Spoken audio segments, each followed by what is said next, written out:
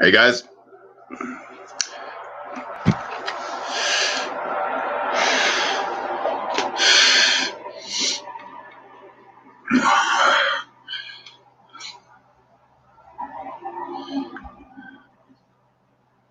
Right on.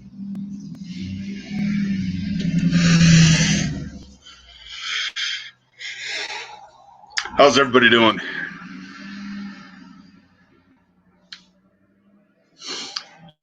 Let me make sure I got this right.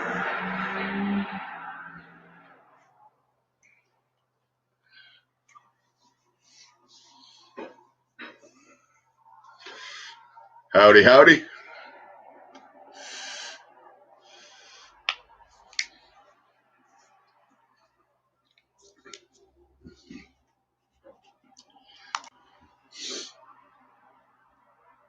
Howdy, good. You all right, my friend? I'm doing well. How are you? Good stuff. Right on. Good for you. 1 second. Yeah, Getting noisy. Chat, Williams Watches, Geezer, Bishop Butter, Logan Hall, Junie Johnson. How y'all doing, guys? Hope everybody's having well. a good day out there. Yeah, hope you're safe and well. I haven't heard of, I haven't heard anybody saying, in the group, the regular group that everybody knows and loves. I haven't heard anybody coming down with anything, so. Yeah, it's always all good news. Yeah. I mean, everybody's kind of doing the right thing. Except for people in Vancouver who are protesting the fact that they're supposed to self-isolate. Really? Not staying indoors? Yeah. Just stay at home and live stream about watches. That's what you need to do on a Wednesday night. Exactly. Doesn't get much easier than this.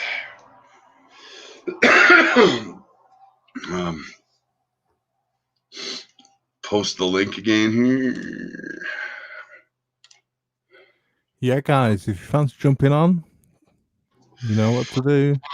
Yep. Come one, come all.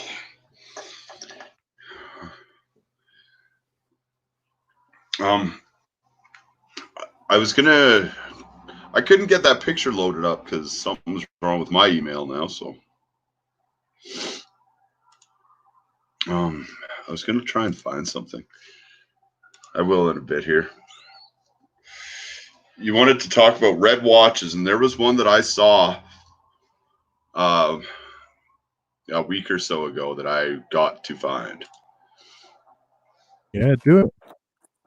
Hello, Blue Shirt Buddha. Hey, guys. Can you hear me okay? Yeah. Sure can. All right, good. Hopefully I'm not having mic problems the way I was before. No, seems okay. Loud and clear, no background noise. Okay. No, good. I went into the settings and played around a little, so. Nice. Good. How's everybody doing? Yeah, all right. Yeah, just saying, hoping everyone's all right out there and being safe. Look. Hey, everybody on the chat, Geezer, Orange Hand, hey, my friend, howdy from Texas, Junior Johnson, Williams Watches. What's up, guys? Yeah, welcome, Orange Hand. I didn't see you there. Yeah. Glad everybody's here. So my wife's making noise. I gotta shut some doors here. All right then. No worries. We'll go with you. How you feeling, Thomas? Yeah, fine. Did a bit of gardening today, mowed the lawn, watered the plants, and then went for a nice little walk for an hour. Nice. And, you mowed the lawn today? Yeah, mowed the lawn, watered the plants, and then I went for a nice little walk for an hour. Nice, relaxed, chilled day. Had my dinner, and then had a bit of fruit salad, and waited for a zip stream. Zip stream. The zip show. The zip show. We had a blizzard this morning. No kidding. No. and not to perpetuate the Canadian frozen north thing, but it's the longest winter essentially we've had in 50 years. Wow. So it just keeps dragging on. Wow, that's crazy. It Oh sucks. no, Yeah. not good. Hello, Neo. Hi Neo, you alright, my friend? Neo, what's up, pal? Good. Hello, humanity. How are you? Yeah, Good. How are you doing, man? Good. I can't stay on super long time, but I did want to take a break from working and chat watches and be social. Cool. And Junior, Howdy, Geezer, Williams watches, and that's Hey everyone. Hello, Hey, Ines. Ines. Hi Orange Hand, you well? Hey, Hey, Orange how's it Hands. going, guys? Hello, John. Good. How are you? Yeah, good stuff. Hanging in there. I hear Good. you. Good to hear. all right. Orange Hands here. How's it going, guys? Good, I guess. No, it's like every day, like there seems to be like another bad thing happening. Yeah. Yeah. Sad to hear. On the bright side, Baselworld looks like it's over. Yeah, it's like finally it's dead. Yay! The death of Beazle World. Yeah. Yeah, I don't know if you guys saw, but the organizers finally responded, and they're still kind of in denial, I guess. We'll see. Yeah, How long has it been going on I do for? PR for a living, and their response is was a real head scratcher. I mean, I don't know how people can. Essentially, they were insinuating that Rolex and Patek and the others who had defected were essentially we're saying one thing to them and something else entirely to everyone else. So it's baffling. Yeah, well, it's weird because all those companies and Swatch have been airing their grievances incredibly publicly for Right. years. Yeah. And the organizers, the MCH group, has been all like, "Oh no, that's that's not how it's going to work. That's not the plan." So their weird denial now and kind of like shifting the blame, kind of doesn't it doesn't address the complaints that all these companies have had for such a long time. But I think it's going to be interesting next year because even though they're not joining Watches and Wonders officially, it's going to be in the same conference center, Right. right? And I think Yeah. back to back or almost back to back. No, the same days. It's supposed to be the same days. Is it the See, same days? Yeah, it's one of those. It's like those. It's those massive convention centers where Mhm. they can handle like 4 or 5 huge events at the same time, and like half of it is already SIHH, and Mhm. so basically there's a bunch of speculation that attendees are going to be able to go from one section to other. the other, and I don't know. I think they're all going to be in the same show. It's just maybe, I don't know, maybe Patek and Rolex don't want to be part of the Richemont event type of thing, right? So maybe Right. they're going to be separate, but for all intents and purposes, it's the same thing. I thought I read something that they were expecting more brands to join Rolex and Tudor and Patek and Chopard. Mm-hmm. Yeah, well, I mean, what is the point to go to Basel at this point, right? No, there is none. There is none. Well, I guess the only point would be if you already paid for 2020 and you're a small brand and they're not giving you your money back, then you might as well just show up for one last year. Well, there was talk that 2021 was going to be the last year, wasn't there? Look, I wonder if 2021 can even really happen. It probably has to because of that money, right? That Orange Hand is talking about. So maybe it has to. But my guess is it's going to be, well, I would assume it's going to be the biggest flop ever and like the final nail in the coffin. You think? I mean, I would think so. Yeah. Yeah. I mean, unless they're going to turn it into like micro brands and some jewelry vendors. Yeah, and the thing is, everybody hated Basel, right? Because of the accommodations, because it's a small place, it's hard to get a hotel room.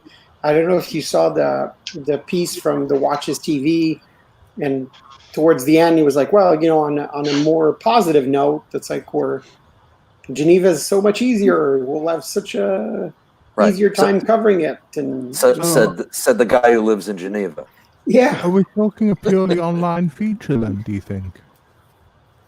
Sorry, I didn't catch that. Are we talking a purely online sales feature? I don't know. They said they want to have like a big online presence as well. Who knows? I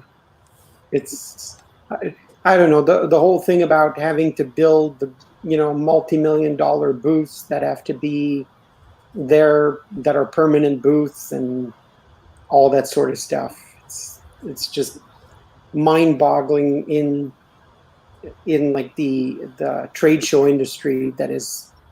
I mean, it's basically died out, right? But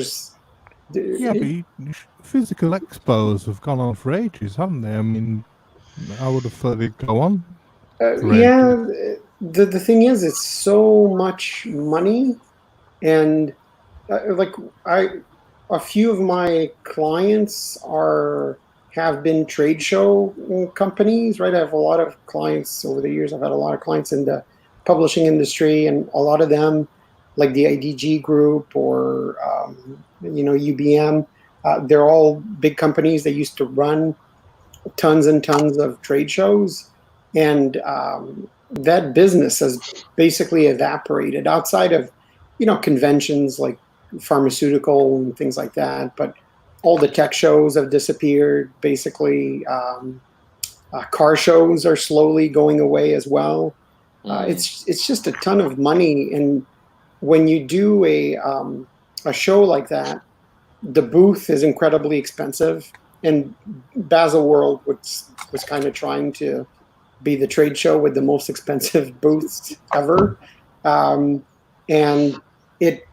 there's lots of costs associated with it. So you can't even have your own team build your booth, right? It's all union labor for that particular place. So, you come in with a booth that costs you like $1 million, and then it's going to cost like $50,000 to put it up and, put it down. And you have to pay for like each spotlight that you use, you pay for it. It's crazy expensive. Yeah. And then you got to, bring your staff in, and you got to house them for a week, feed them for a week.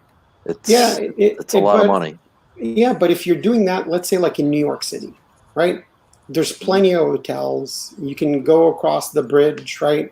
And have cheaper hotels. There's always stuff going on. There's always hotels that are available. And that's probably what's going to happen in Geneva. But in Basel, that was the thing, right? During that weekend, all the hotels are booked. It's all super expensive. All the restaurants are booked. That's also super expensive.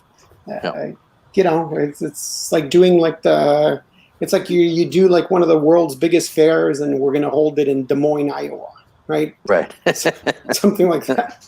Well, actually, Des Moines would work really well for me. And I was actually thinking about going to Basel this year because a friend of mine and his family just relocated to Basel, so I had a free place to stay, and I would get to visit them.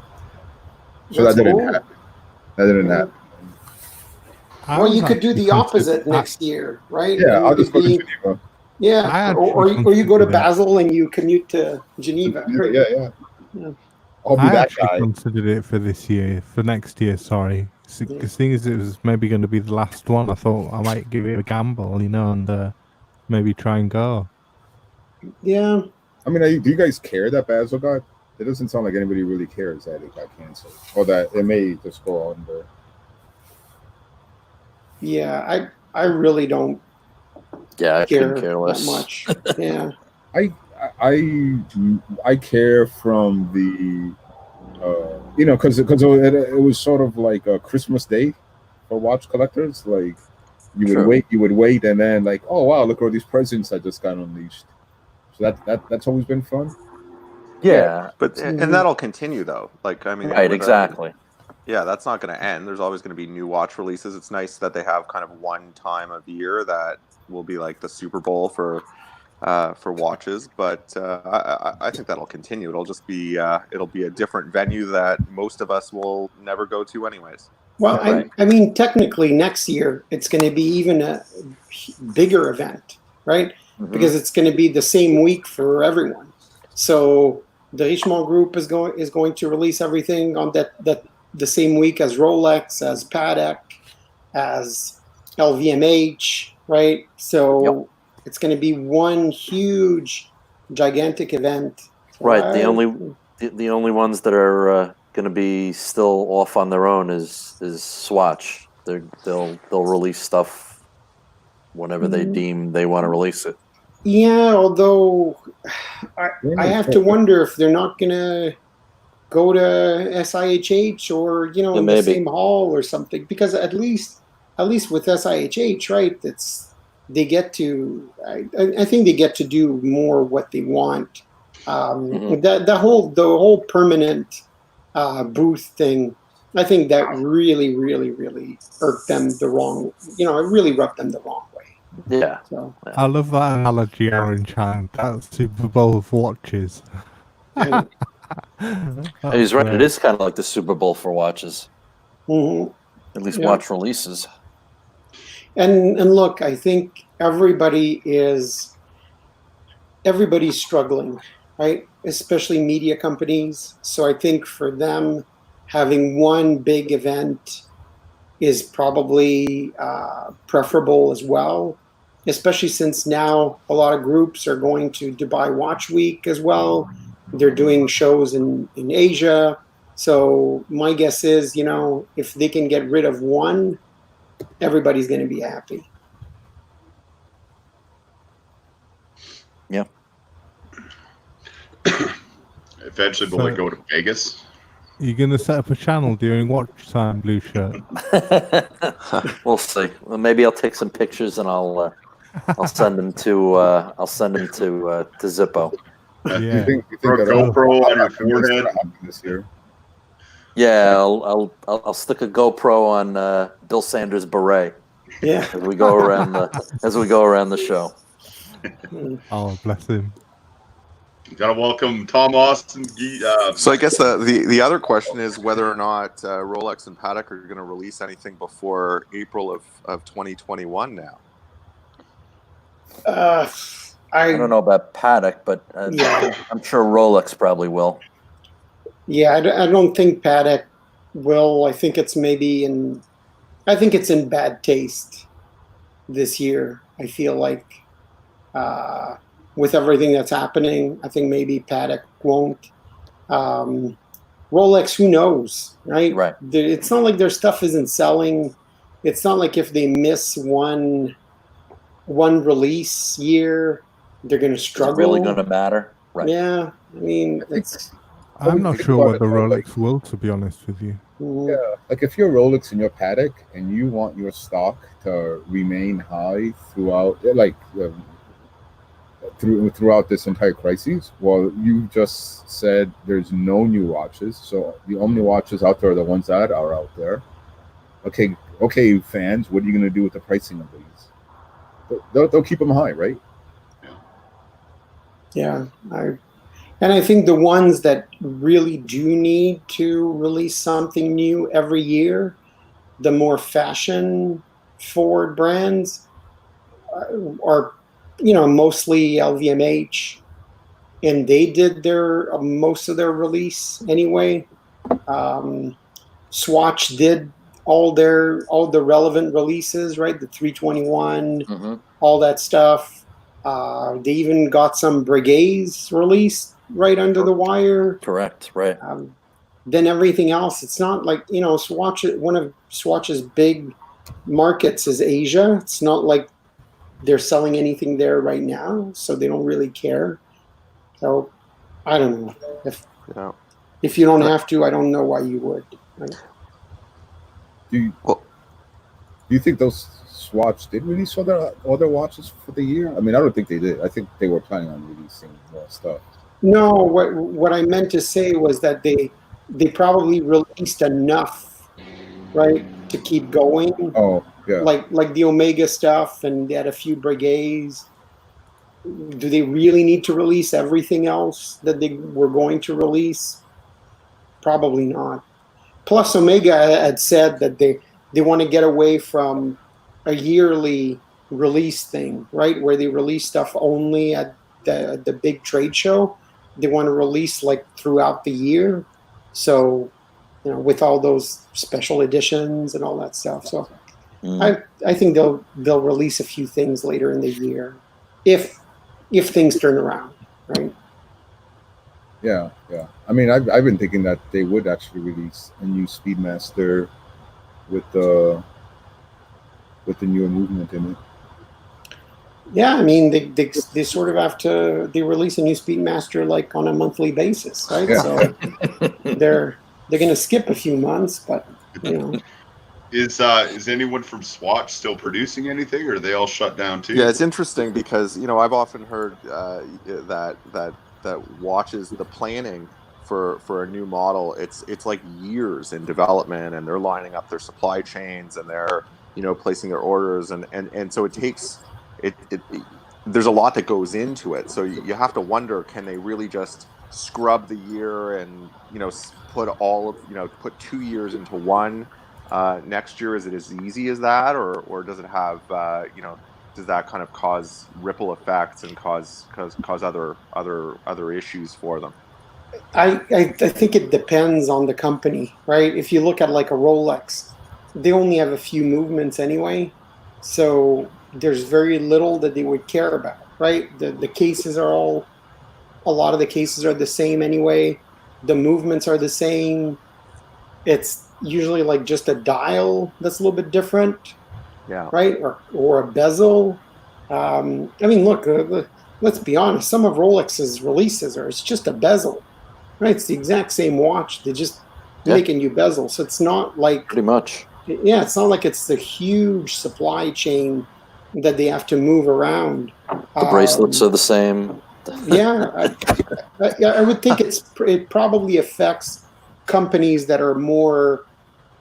I don't want to say fashion brands, right? Zenith is not a fashion brand, but no. It affects more like a company like Zenith, where they change their models quite a bit from year to year. But even like some of the new Breguets, the movements are similar. Yeah, they're changing the dials. Sure. Plus, look, today they have the internet, they've got everything. If they actually run out of old parts and they absolutely have to start selling new watches, they just send pictures to Odinky and remind them that they're alive because of them. So give them a favorable review. And that's the one thing I fear of the trade shows being diminished, is that Hodinkee gets even bigger than what they are, and already that, not to besmirch them, but their their objectivity, bless you, is questionable right now at best. Yeah, look, I think you're always going to have to struggle with that. I can tell you that classic media's objectivity is not what people think it is. Right. That's sort of the without revealing too much. That's where I've been working in the software industry, the tech industry, for media companies for a long time, and you pick up any sort of magazine that's fashion or watches or home decoration, whatever, every single article is paid for by a supplier. So I don't think you have a ton of objectivity to begin with. And I think with watches, it's even worse because the more you stray from traditional media, it's like it's all people that are there trying to sell you something. Right. Right. When you look, I really like Roman Sharp videos, but he's there selling you stuff. Exactly. Right? Exactly. My, So- my fear was just that they were going to lose what little they have now, and it's going to make it even worse. But Yeah, I don't know what little they have now. I don't think they have that little, even that little right now.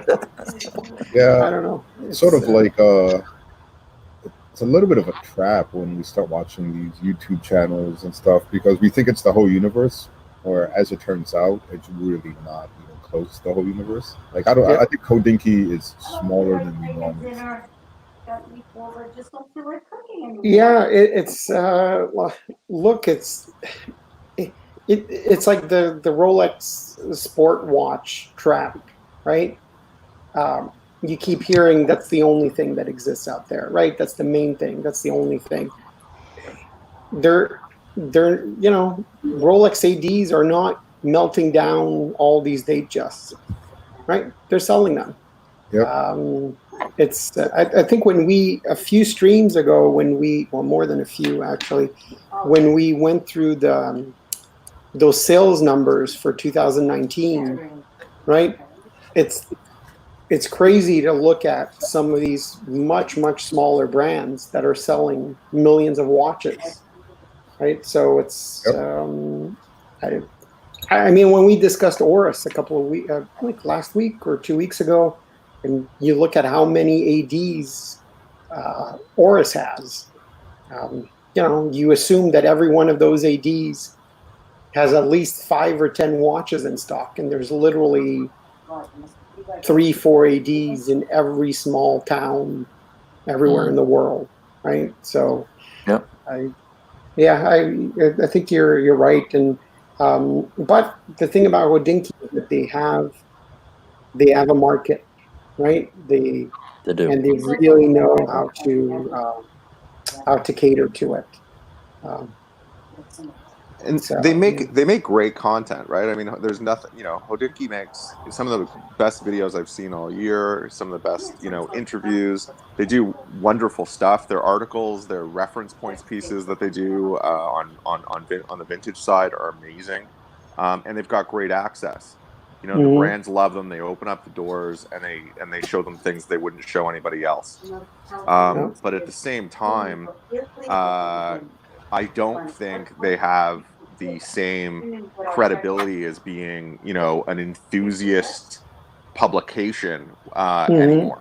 Because at the end of the day, they've become the industry, right? Like they're a retailer for pretty much everyone right now. Yeah. And so, it's the content they deliver. It's great, but you have to take everything with a grain of salt. And will they continue to be the the same as they once were or looked at in the same way? Probably not. And they're going to go in a totally different direction. Yeah, and it's interesting because, like, when I see a Hodinkee video, right, or I read an article, I actually find that a watch finder video or a watch box video is more objective, more informative, and more genuine. But Watchfinder and Watchbox are two companies that are there just to sell watches, right? Right. And they're not pretending to be media companies. Well, so you could definitely tell once Watchfinder got bought, that all of a sudden the all the Rolex videos they were making, all of a sudden they stopped. Yeah, agreed. And I just watched one today actually about they did one on the Moonshine Speedmaster. Yeah, I didn't get a chance to watch that yet. And well, like it was the most overt dig at Rolex I've ever heard. They said something about the bezel being filled with gold. Like the numerals are engraved, are laser engraved and filled with gold. And they said, and not like those Rolex dirt catcher bezels, I think they called them. Oh. And I thought, wow, that was really a dig. I've never heard it that you know, they were throwing some mud there.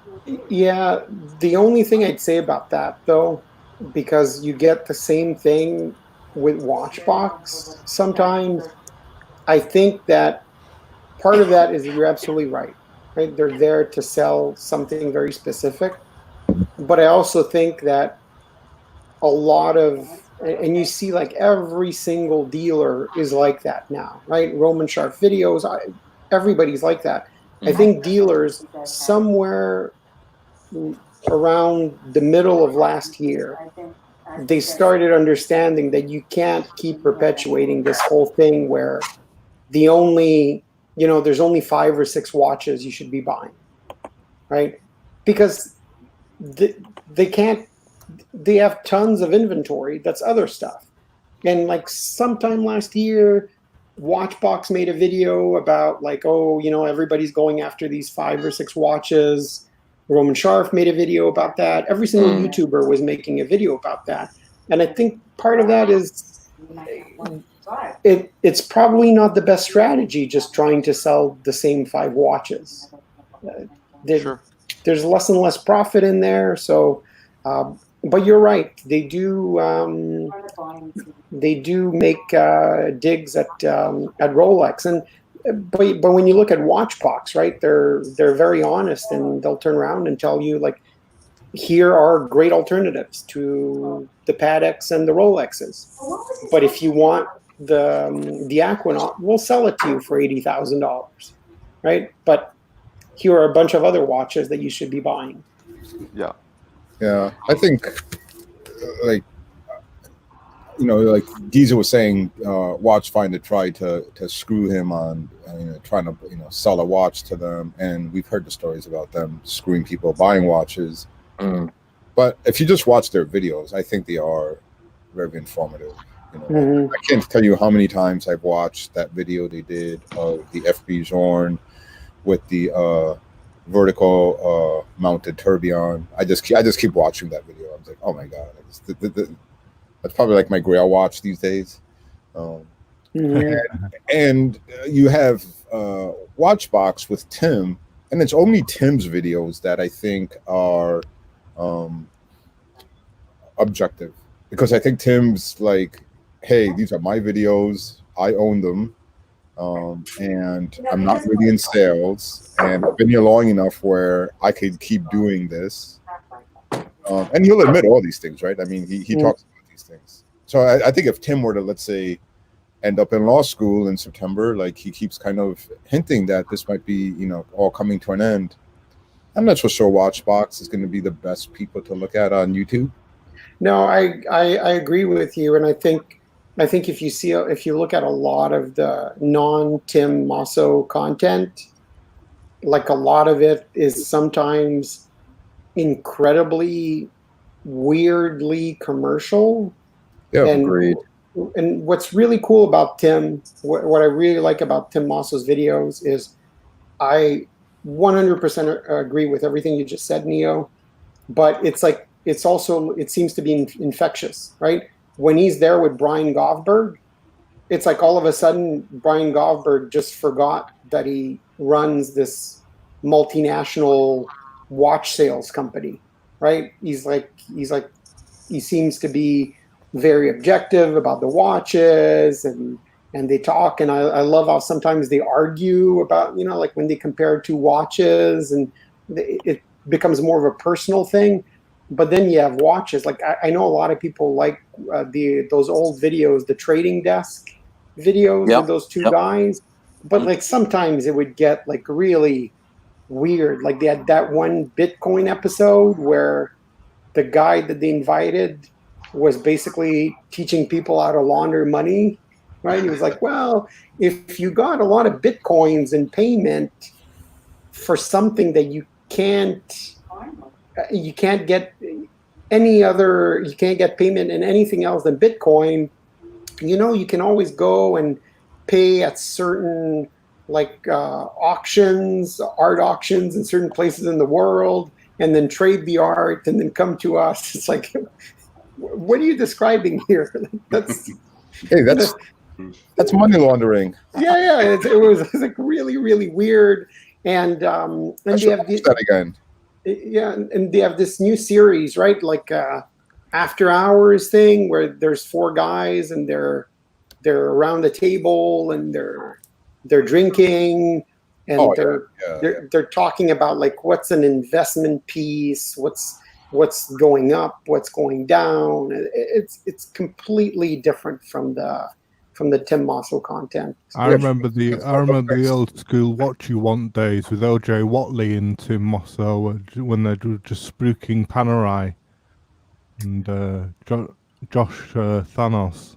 Yeah, yeah. There's those other videos from What You Want. All they did was OJ Watley with his bronze Panerai, spooking Panerai all day long. Well, now they're spooking FP Zorn because they've come out and they've said, look, we've invested heavily in FP Zorns. We've got more FP Zorns than anyone, is what they said.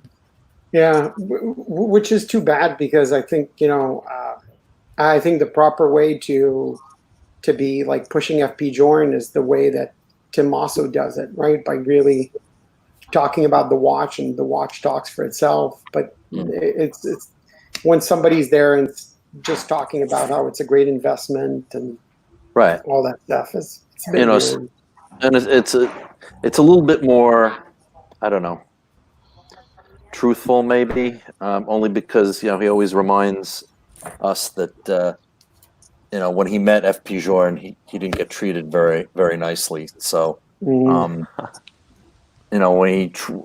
he says something nice about the watches, it's a little bit more believable. Yeah, that part is always makes me laugh because some of the biggest, some of the guys that are so behind FP Zorn and love the watches and everything, like Steve Halleck is another one, right, at TikToking, and they all say the same thing. I love the watches. He's an asshole. Yeah, he's this amazing watchmaker, one of the best ones that's alive right now.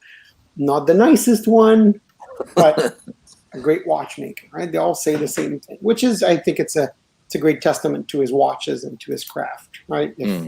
If people love his watches enough to be able to separate the personality from the talent. So, leaving the investment thoughts behind and getting back onto the aesthetic, should we get onto our colour of the day? Sure. Red. Zippo, you said you had a suggestion. Yeah, I've got to find one here. It was just, there's a guy on Reddit, Watch Exchange. Every month or so, he'll post his Cabot time, he calls it. He puts it on YouTube as well, and he'll have 50, 60 watches at a time, and they're pretty much all vintage. He'll have a dozen Seamasters just in a little pile, and there's one that he had that really caught my eye. It was a Seamaster, looked very much like looked like a Submariner with a red bezel. Right. Yeah, I got to try and find that. So take me a few moments here. So carry on chatting. All right then. I was just going to say that getting back to brands and if and when they were going to release stuff, even it's not going to really matter in the grand scheme of things for Rolex and even Patek, if they wait until next year. But I think it's more important for a brand like Tudor to release something new more than some of those other brands. Yeah, definitely. Although, if you look at Tudor, they have probably a younger audience, They do. right? And for them, going straight to Hodinkee or stuff like that is probably like the best way to do it for them, I would think, in Right. social media. Right, spread it between Hodinkee and Waco and Revolution Yep. and get it out that way. Because as you say, NS, they have seem to have a younger audience, and are marketing to a younger group. And at least what I see, the younger generation is more. They're expecting new things more often. Mm-hmm. I'm surprised that every brand isn't like working on some sort of like fundraiser watch or something, right? Like some sort of chronometer with a pulsometer that will be like chronograph that'll benefit doctors and stuff like that. True. So a red Seamaster, yes. That's a beauty, isn't it? It's a gorgeous wow. burgundy dial with a nice burgundy leather strap.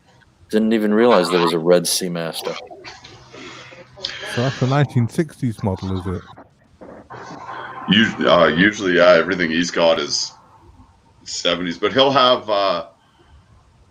quite the selection, actually. Like I say, mostly older Seamasters, it's not, there's no quality content like this channel, but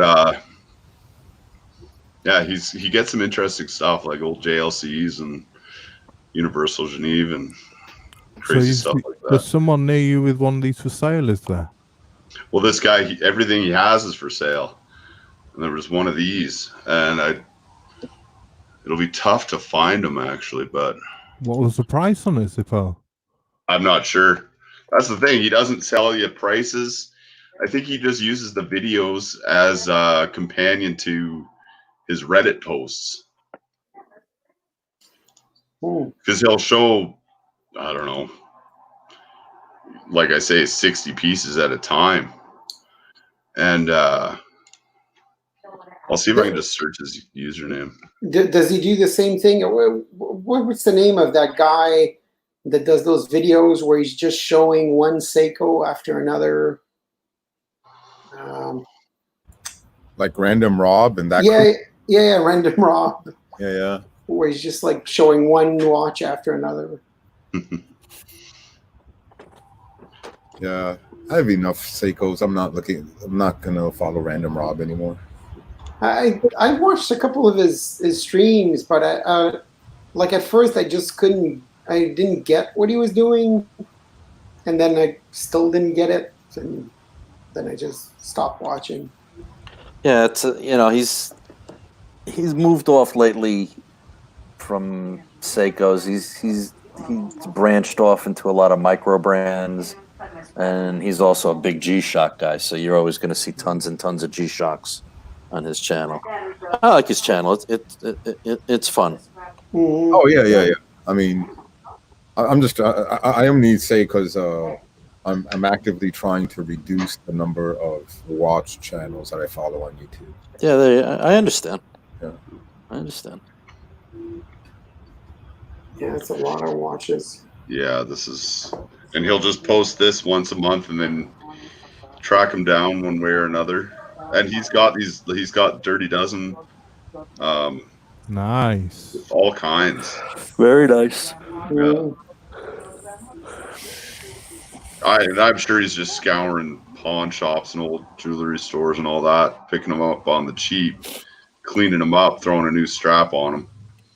Maybe he's buying watches from Clive, like 100 at a time or something. Exactly. Yeah, did you catch the guy's name? Cabba Clyde? Is that really? Mm-hmm. Is that really the name? Wow. Yeah. Maybe that's Clyde's alter ego or something. Yeah. But yeah, he's got a YouTube channel, and he'll just, I don't know where he's from. He's got an accent of some kind. So Are they all there? Are they all under 34 millimeters? most of the time, yeah. We'll know for Every sure. once in a while, he'll have 5 or so that are 36. Yeah. Like this is where I'd go to get my wife an old Omega or something. Mm-hmm. Again, fairly cheap. But yeah, every once in a while, he'll have something really cool. So Geezer mentioned a very nice red watch as well. The GLC Reverso Paris Boutique Edition.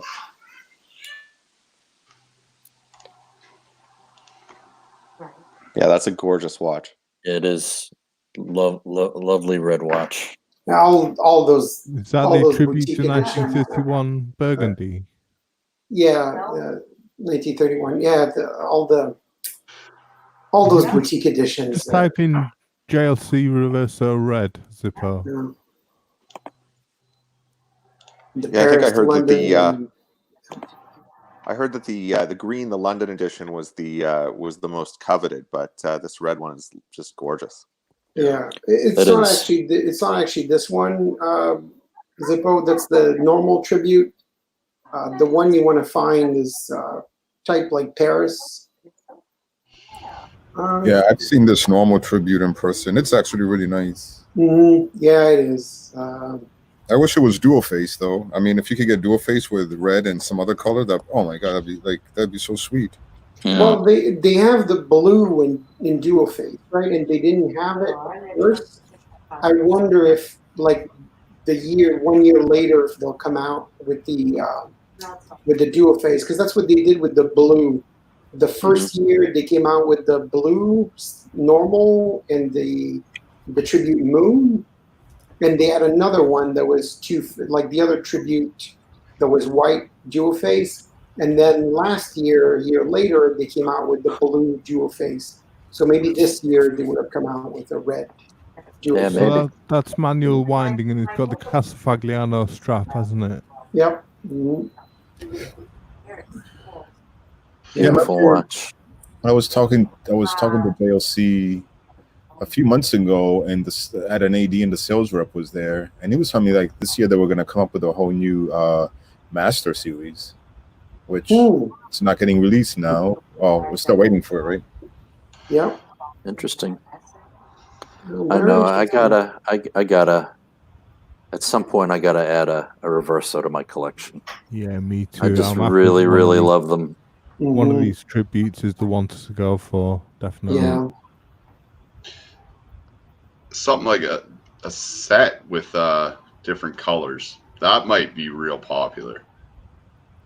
You get 3 watches, 6 different colors. If you can afford it, Zippo. If you did, yeah. With like matching straps and everything.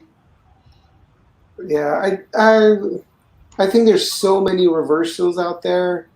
I would never want to buy like 3 of the same generation, just different colors.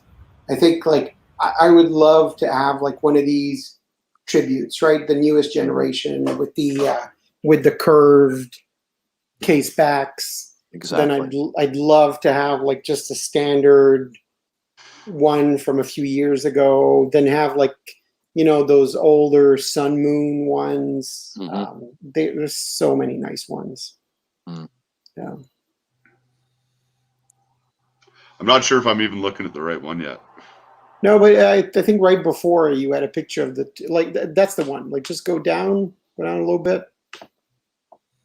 Yeah, the one with the other hands, that one. This one here. Yeah, or the one next to it. Yeah, I think so. That's the one. You see it. It's got the more traditional hands. And it says Reverso on the dial instead of JLC, right? Yep. And on the back side, you should see like all those special editions at the Cityscape, I think. Right on the back, like the London one and the New York one. Engraved into the back of the case back. Was it enamel? No, I think it's just engraved. The Right. enamel ones usually go for a ton A of lot money. more, yeah. No, same Such thing. a beautiful watch.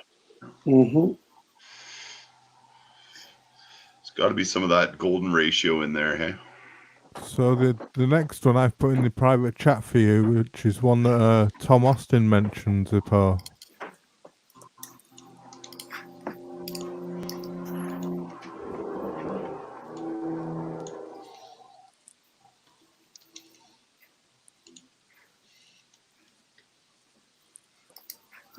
This is the first one I thought of.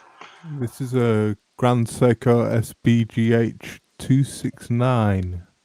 This is $6,400. It's a 39.5 millimeter watch. It's a GS High Beat, and the dial is meant to reflect the reds of autumn in forests of Japan, and the colors reflected in the lacquered wood floors of traditional Japanese architecture. Yeah, That's Grand got- Seiko makes really nice dials. Yeah, some beautiful dials. Like Moser, they make some they're really up there with the dial makers, I think. Yeah. I think Grand Seiko has a totally different approach, though. They make great dials with lots and lots of complexity. Like this one, the Peacock, the Snowflake. Very, very nice watches. Yeah. Very Yeah, nice. 55-hour power reserve. It's the high beat caliber 9S85. It's limited to 900 pieces. It's 100 meter water resistance. Really nice watch. Beautiful. Mhm. Only 900. Yeah. Wow. It's their seasons, 4 seasons range.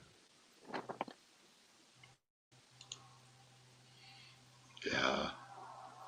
It's interesting because a lot of their nicer dials come with the high beat movement, right? This one, the Peacock, they have a blue one too, I think. The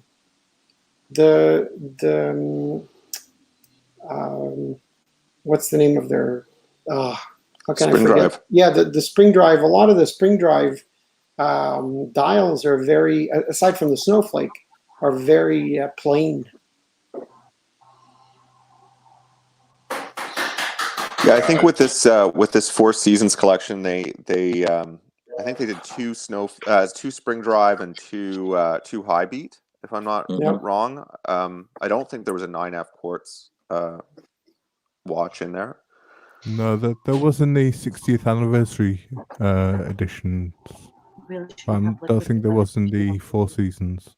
I think you're right, Orange Hand.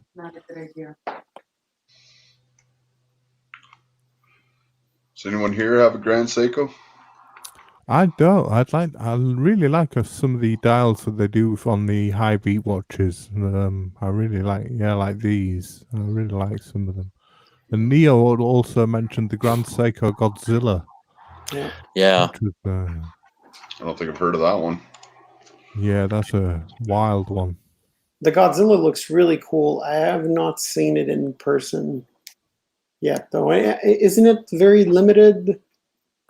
Yeah, I think I believe it is. Yeah. I think is it ceramic?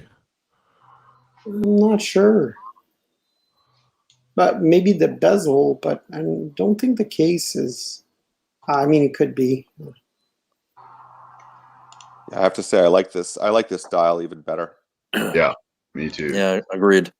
I really like the case. The dial is really, really cool. But the case to me is it feels more like a Seiko-ish, right? It's almost a little bit cushion-esque. It really feels like a high-end, in-your-face Seiko. Yeah.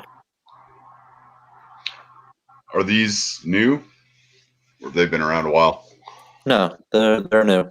Yeah, they Last 6 months. Last year was yeah. it? I think beginning of this year, Right. Mm-hmm. And Geezer has another great suggestion. The Jaune Santigraph the Ferrari. Ferrari, yeah.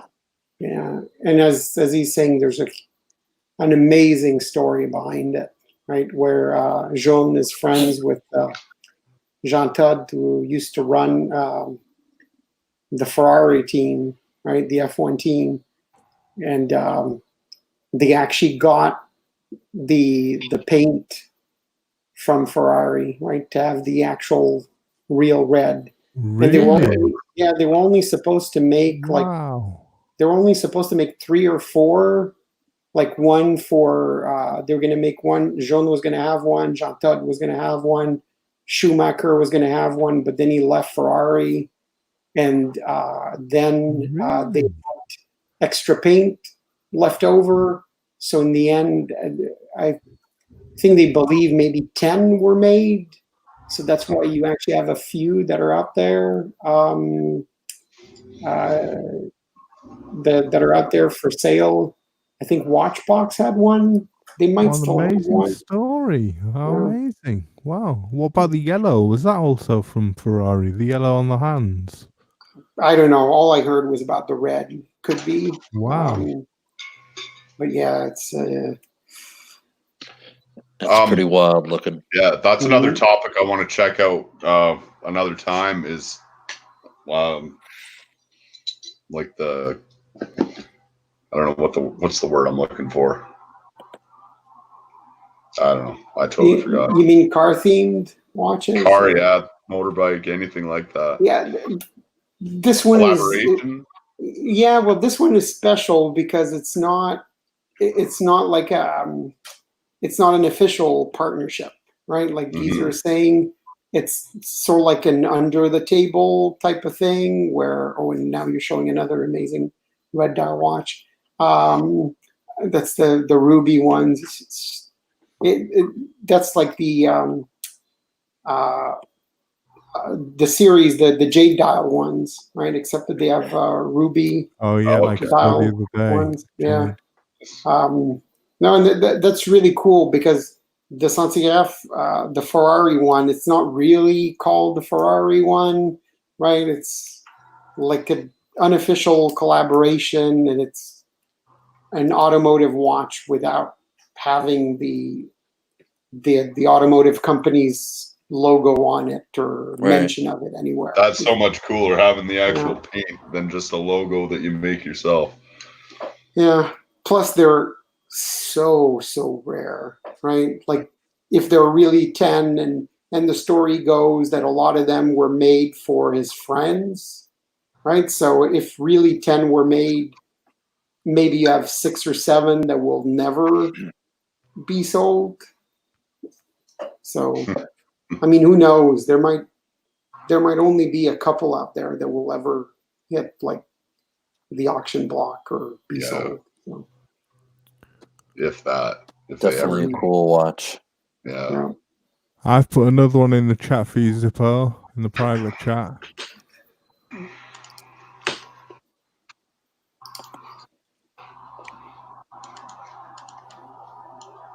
From another company that's leaving Basil World. Nice choice, Thomas. We see the private chat, so we're cheating. Yeah,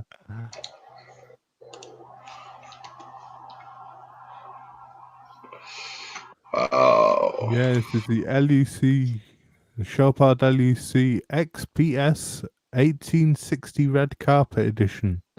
It's a 40mm watch, and it's got hand guilloche center of the dial. It's white gold, 65-hour power reserve. It's got a caliber LEC. Wow, I won't bore you with that. It's basically got a micro rotor, COSC certified, 10 pieces. It's a beautiful watch, and I in no way want to compare them to Voutilainen, but it's a similar dial, right? With the nice guilloche pattern in the center and an outer ring. It's really, really a beautiful watch.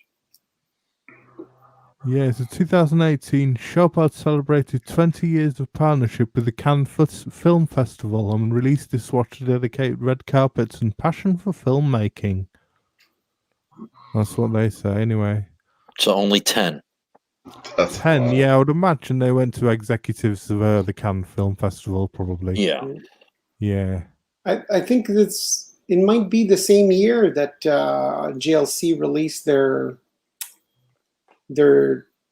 cinema themed watches as well, and they were also red. You can search for the JLC tribute to. It's the JLC tribute to Chinese cinema.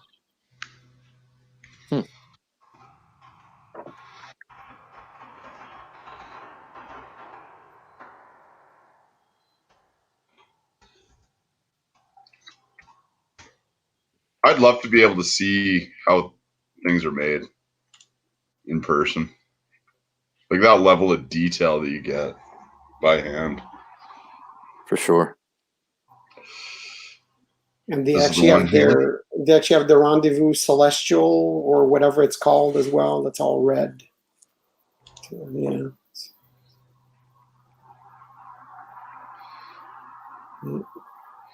This is the Rendezvous. Yeah, it's the ladies. It's like that's the equivalent of the Masters series, but for women. Yeah, just go up that one right there. Now go down a little bit more, a little bit more, a little bit more, a little bit more, a little bit more. Right there. You had it right. Yeah, that one. That one's the really expensive one with the Wow. star chart and all that stuff.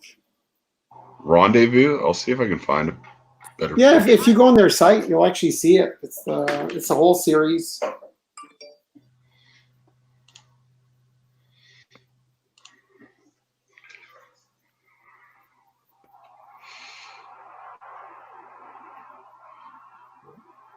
This is adorable. Yeah, and adorably priced as well. Oh, I'm being sarcastic. Very, very, very expensive, as you can imagine. Those diamonds don't yeah. are not free.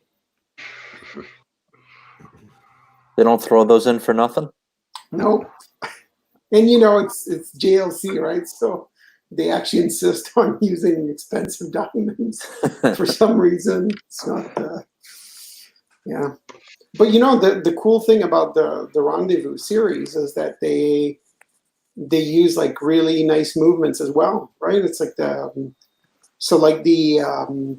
let's say the thin time only version will be like the equivalent of the watch you had, right? Blue shirt, the like whatever, the 899 or whatever. So they're actually cool watches. Yeah. Oh, and Geezer is another great suggestion. The Gronenfeld 1941. Remontois red. Yeah. And there's somebody on Bill Sanders. Well, the guy that they interviewed for at Watchbox. Yeah, Richard. Right? Yeah, Richard. So he has one of those 1941 Remontois, but he has the Kari Voutilainen dial edition. So you were able to order them with a Kari dial. So it's red, but it's like it's a dial that's made by Kari Voutilainen with the guilloche and all that stuff.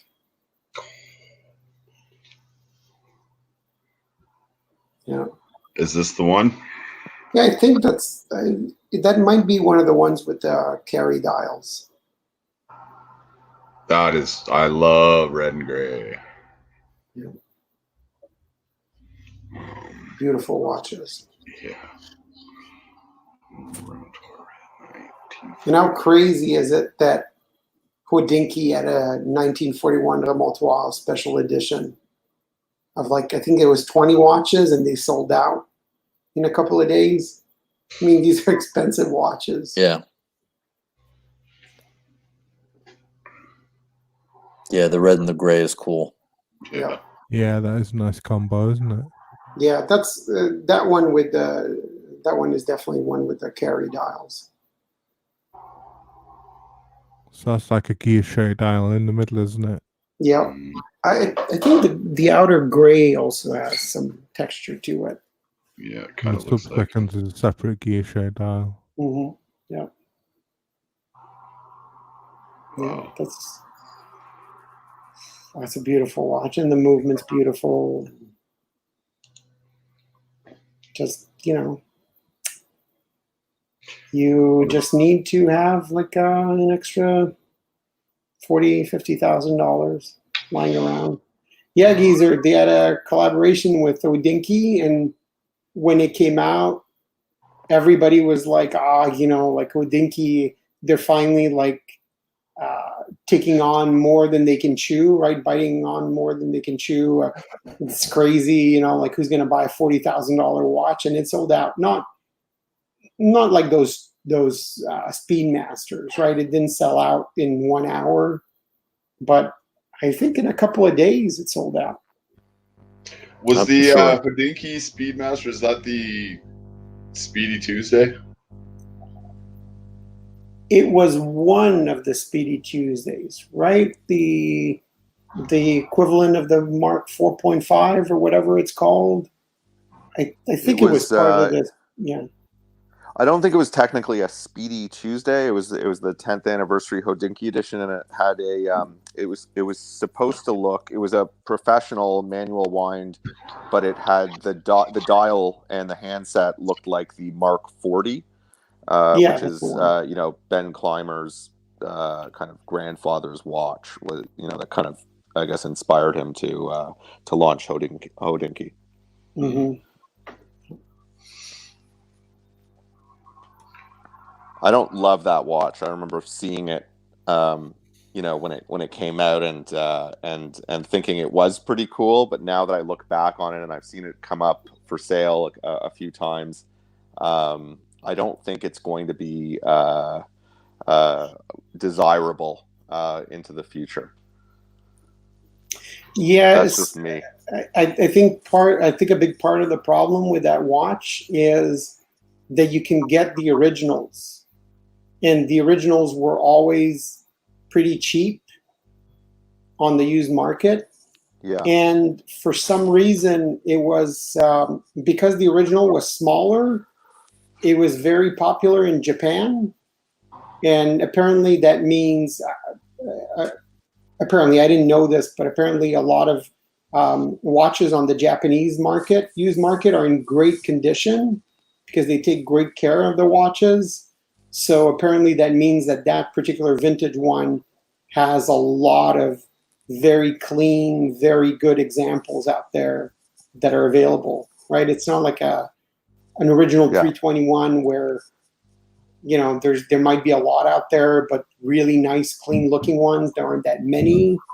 So apparently that one is very plentiful on the used market. So. Yeah, absolutely. And the reality is that it was the Mark 40 was a cheaper watch, right? It was an automatic. Mm-hmm. It wasn't even an integrated chronograph. It was like a modular chrono, and it was kind of like it was a Speedy reduced essentially with a triple calendar. Mm-hmm. But the one that they did, they essentially took the icon, the moon watch, and made it look like some relatively unimportant watch. It was that happened to be important to Ben Clymer. It was a kind of a vanity project. I don't know. Yeah. A little didn't love it at all. It's not like the Ultraman where they recreated like a really rare watch. Oh yeah, exactly. Right, that's really hard to get. So. Or like the Zenith, the new El Primero CoverGirl. Yep. Mm-hmm. An amazing watch that people would be looking for, but I don't love that Hodinkee one. So you bring that one up to Schumacher while we're at it, then. Yeah, bring up the Schumacher. Yeah. Schumacher, Red, get onto chronographs. I'll put another chronograph in the chat for you as well, Zippo.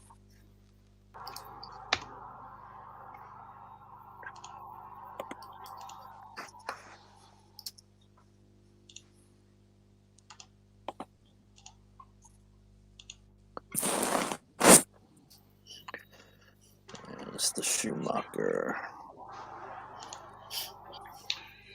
Yeah, so this has a Hesalite crystal, and there's a 100-meter wall resistance. I think it's a 1996 model. This. This is the budget Jorn. Yeah. Yeah. 37 millimeters. It is. I looked at one and I was very underwhelmed.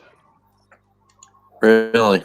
Yeah, and I love red. I love chronographs. I love Omega, and this one did less than nothing for me. Nice. Guys, listen, my dinner's ready, so I'm gonna shoot off. Good talking to everybody. Great to see you. I'll be listening. Everybody in the chat, take it easy. Good to see everybody. Take care. Enjoy your dinner, man. Yeah, see you later, Blue Shirt. Take care. Anyone else want to jump on? There's a space on the stream. Yeah.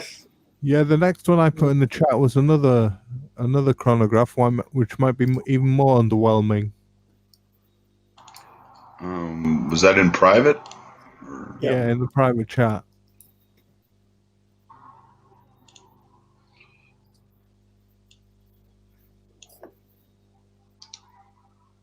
The Rosso Corsa. Yeah, they made quite a few colors of that one. It's part of the Mille Miglia. Racing Colors. Yeah. Yeah. Mhm.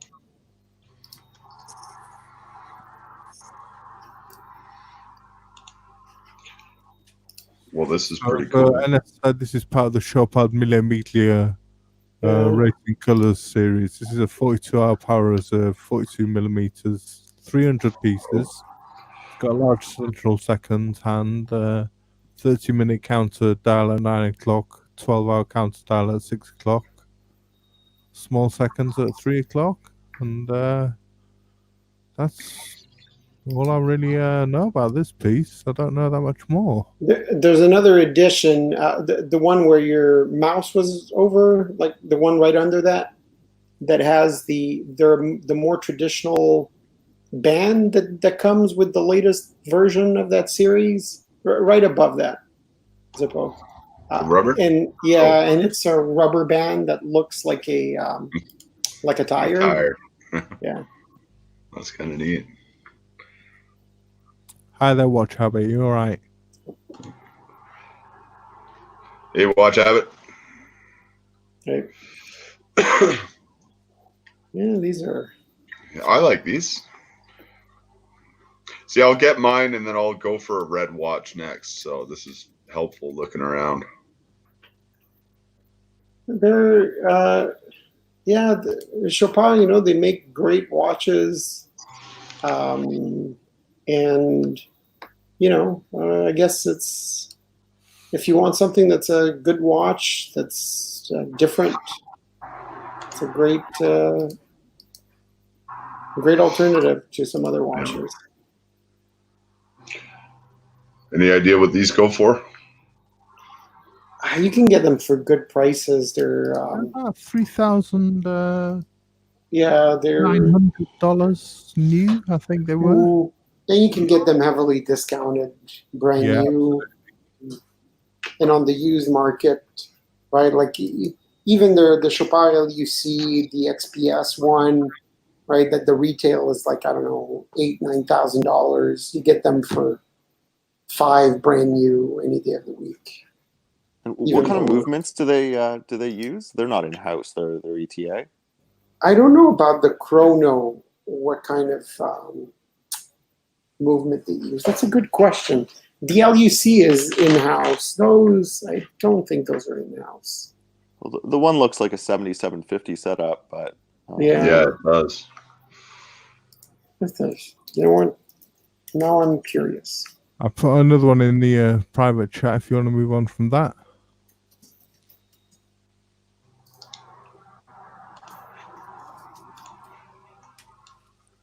For an even more garish tone of red. If you're gonna go red, you may as well go hard. Yeah, this is hardcore red. Oh. Yeah, they actually use. It's not the 7750. It's the 2892. I see. Yeah, this is a Hublot Big Bang Unico Red Magic, 45 millimeters. This is 500 pieces, 72-hour power reserve, 100-meter war resistant, skeletonized with red accents. It's yeah, not for me, but That is red. somebody. I can That say is that's red. very red. Yes. This is $26,000. Ooh. Get a red G-Shock for a little cheaper than that. Mm. And use a That is. change for something else. Pardon me. Use the change from the G-Shock for something nicer. Yeah. Yeah, I mean, you got to have stupid money, but I kind of get it. You know, sometimes you want a watch to match your car. Well, I mean, it's a cool watch, right? If that's Yeah. kind of your style, that's a cool watch. Yeah. Not everything has to be a daily driver. I mean, wouldn't it be cool that if you're the type of guy that you can wear that watch every day? I mean, that sounds like a cool person. Yep. Well, and yeah, honestly, matching a watch to your car is probably not that uncommon. I'm sure there's guys like that out there.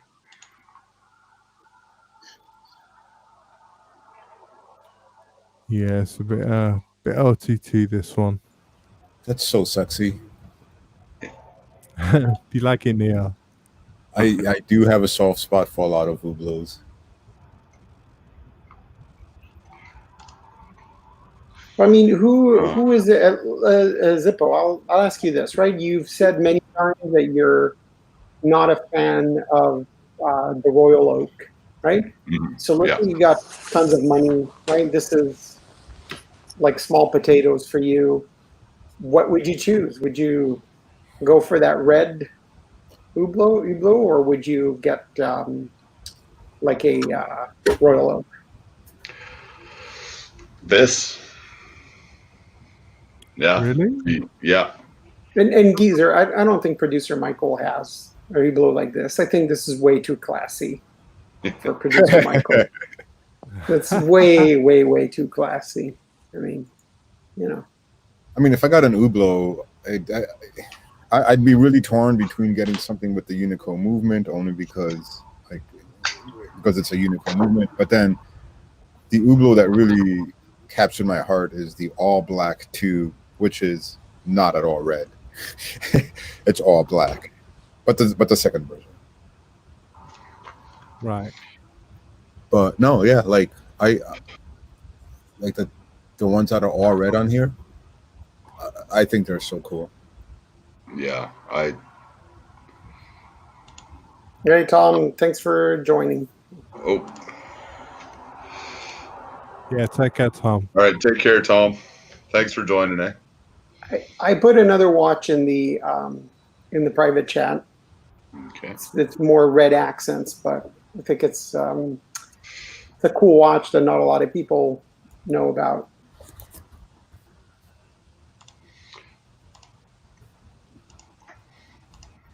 Yeah, I mean, as far as, something like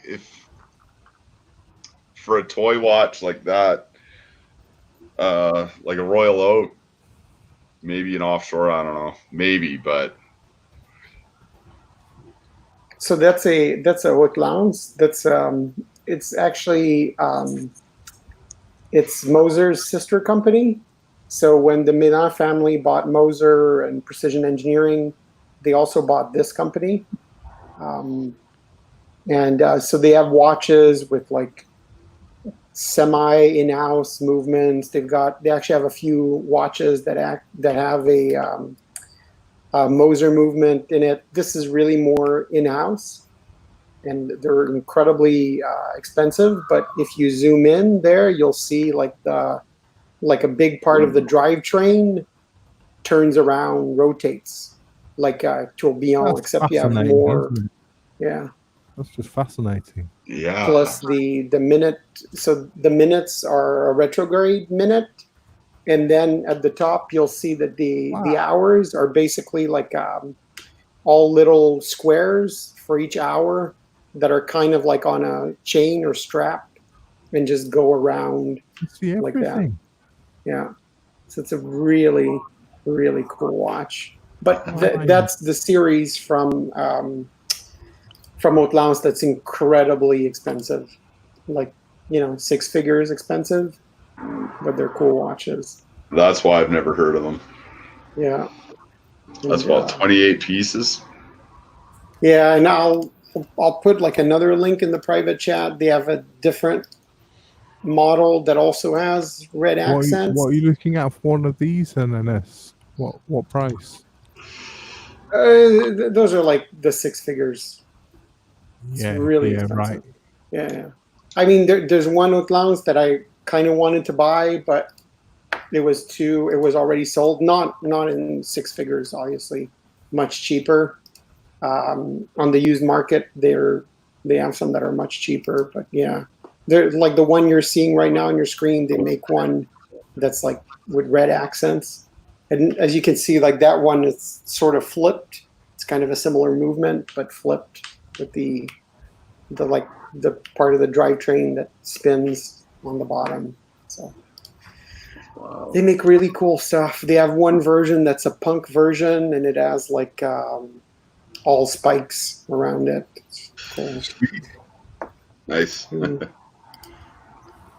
And before we move on to something else, they make 2 watches that aren't watches at all. I think they're the epitome of what watches are today. And I'll put the link in the chat. Just even though they're not red, I think we should look at them here. It's the Playground series. There's 2 models, and I've almost bought the Labyrinth like 2 times, and I'm on the used market. They're cheap. I kind of want the Labyrinth. It's, to me, that's what watches are today. Most people don't look at their watch for the time, so they've come out with 2 watches in their TV case. That's one of their that's one of their classic cases when they started. And one is the Labyrinth. It's not a watch. It's just a labyrinth game with like a little marble. Just a maze. Yeah. How much is that? That's so funny. That's so funny. Yeah. And you can get it for like $3,000 used, the Labyrinth, or like gray market. And I almost bought it. Like I really, really want that watch. And then there's the other one that's much more expensive and much rarer. It's a pinball machine.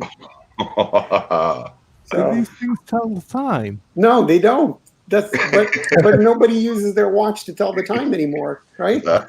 So what's the case made of for the Labyrinth? I don't know. Let me see. They have one. They've had different editions over the years. I'm sure they have one that's in gold, but the current ones are in titanium. But they had one at some point that was in rose gold.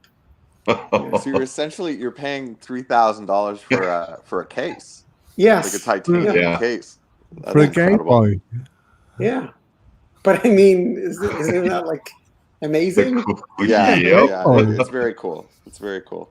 Get a Nintendo or something. That's awesome. Little skull and crossbone.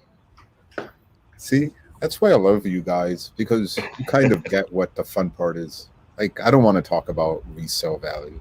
I don't want to talk about which watch I should get for resale value. I want to talk about which watch I should get that will make me smile the biggest. Like, exactly. And they actually will tell you about the movement if you go in the caliber section. Right? It does. Yeah, I noticed that. Like that one is 9. Actually, has 9 jewels. Tangent here, haven't we? You know, the Labyrinth has 9 jewels. Yeah. This one I think is more complicated. Vertical satin finish with diamond top tangle. I mean, look, that one there's 9 jewels and 3 gold chatons in that watch. Yeah, like it's legitimately well made, isn't Yeah, it? yeah, no, it's like if you look at the last picture, like you can scroll through the pictures. There's little squares. Yeah, here, right there. Mhm. Go to the last little square. If you just go down, yeah, right there, and you'll actually see the Ooh. movement to operate the pinball machine. So, I wonder if they are actual parts from a watch and they well, found a new way to use them. actually, because they're Moser's sister brand, right? So they Oh, really? they all get it done in house by Precision Engineering. So it's all made Right. for this watch. Yeah, I gotta go back to the other one here because excuse me. This would not be an easy game to play on your wrist. Well, but you tilt it with the crown, right? It actually tilts. Oh, really? Yep. That's what you're paying for, Zipper.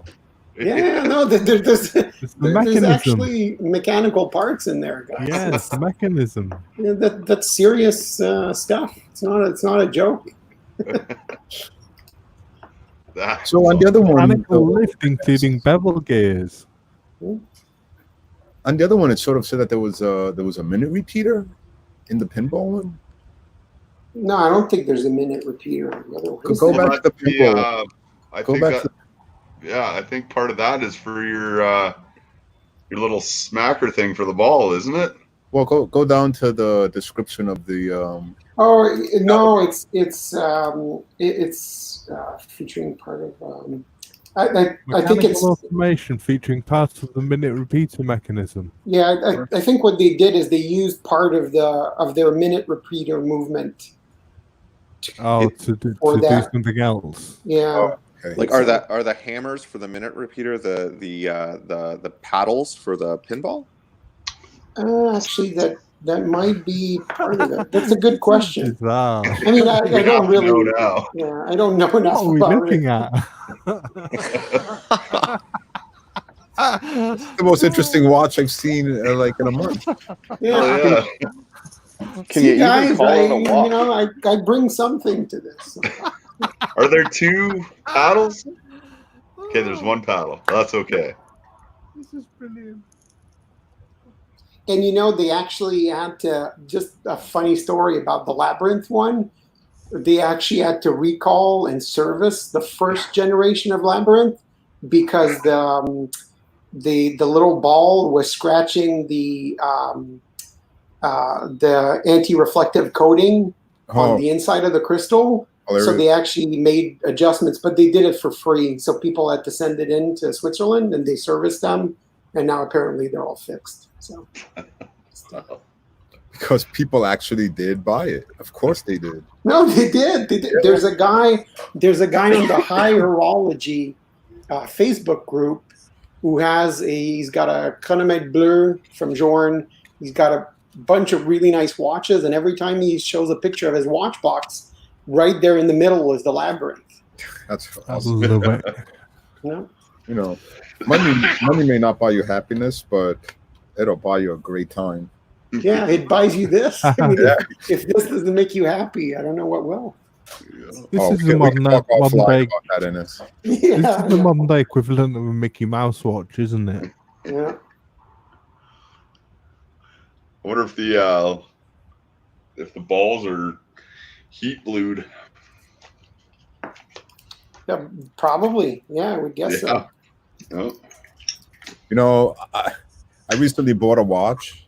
I was going to sort of keep it secret, but I'm going to share it. It hasn't arrived yet. So if you go to the website or the site Wish, have you guys heard of this place? Yep. Yeah. It's like Chinese stuff for really cheap. Mm-hmm. Right. You could get for like, I don't know how much I paid for it. I think it was like $40.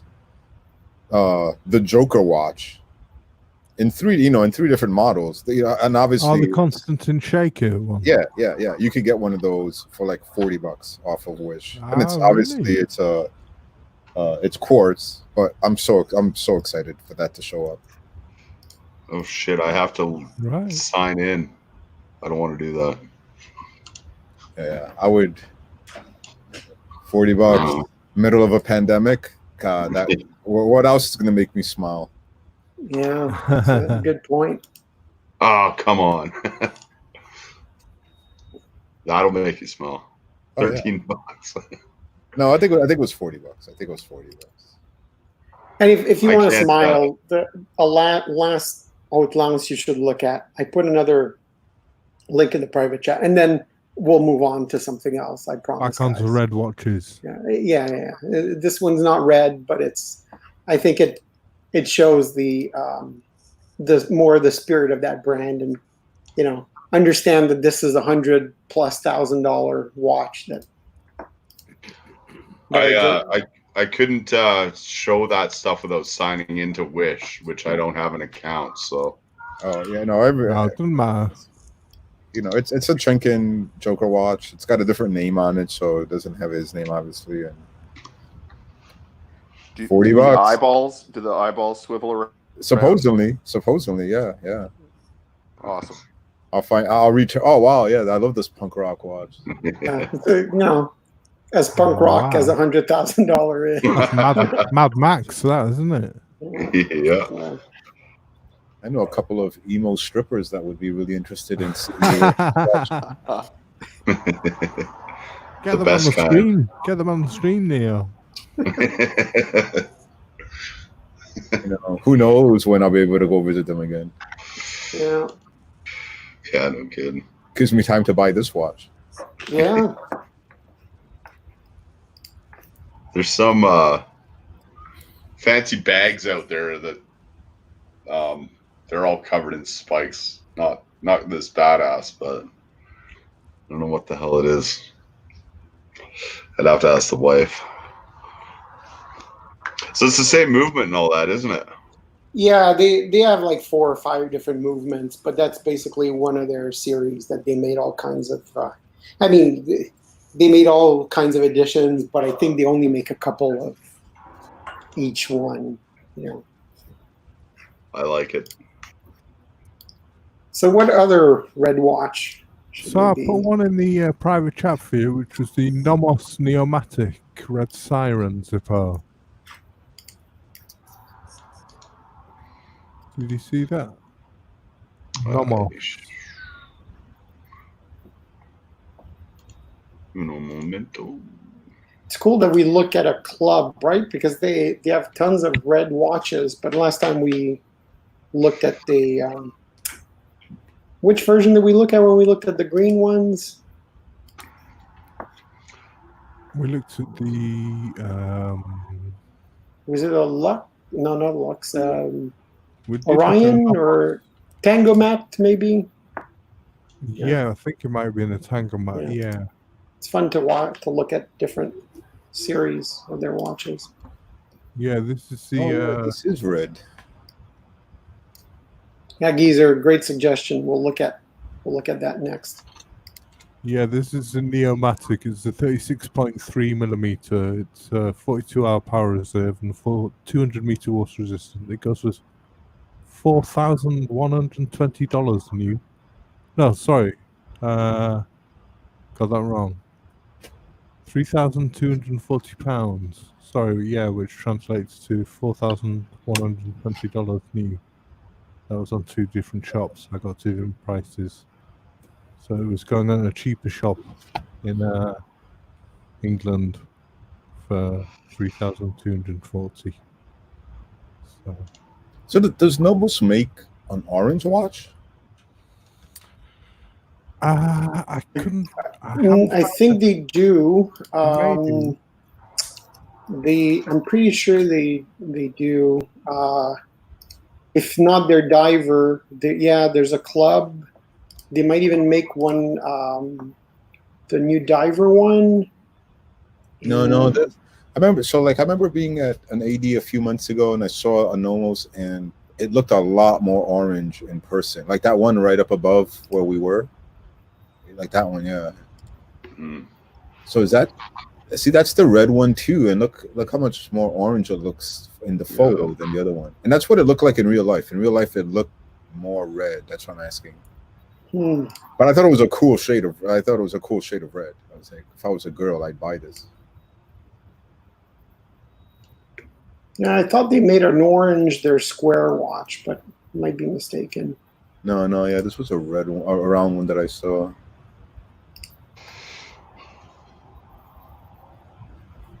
Yeah, I prefer the Orion. I prefer the Orions, to be honest with you. I don't like the numerals on the dials. I just prefer the batons. Yeah, the club is really it's designed to be one of their cheapest watches, and like you can even get it like super cheap without a display back. Everything's an option on that watch, so I think it's more younger design, less minimalist. And now they have those sports ones too. Oh, really? That just seems wrong. Yeah, they have the whole new sports series, right? At first, they had the Ahoy, which is like their diver. Yeah, quote unquote diver. But now they had the sports series where they're even like sportier. Didn't they make the sports watch 42 mils as well? It's quite big. Yeah, it's well, there's two, right? They came out with the diver club. I think the diver club is smaller, isn't it? Or is that the one that's big? Might be the one that's big. You might be right. So I put another one in the chat for you, Zippo. Yeah, it's 42. The Omega Trezor Red.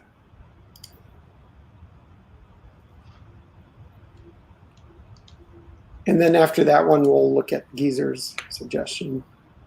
Yeah, sure. I also put in the chat, but let's look at the Omega. The Omega is nice.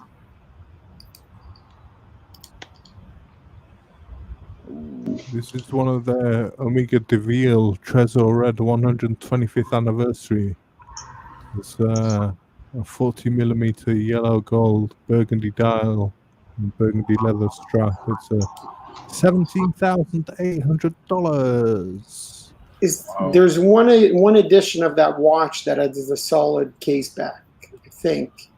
Yeah, this is a red enamel dial, and says it celebrates burgundy's Omega's color, apparently. So it celebrates the debut of the first manual wound master chronometer movement created by Omega. Yeah. And it's the caliber 8929. It has a sapphire crystal. It's a USA limited edition, this one. What's kind of bittersweet about that particular one is that it's got the solid case back, but it has that manual wind caliber that you just referenced. It's really I guess the highest end coaxial movement that they have, like the newest generation, but without the rotor. So it looks beautiful, but there's a solid case back. So I don't know if I can find a picture of the. It's got one bridge that I think is rose gold plated. Yeah, it's that movement. Oh wow! I mean, it's got that movement. But so there's a version where you can see the movement like this, but that special edition, because I'll read the anniversary edition, you can't. It's got a solid case back. But look at that movement; it's really nice. That is.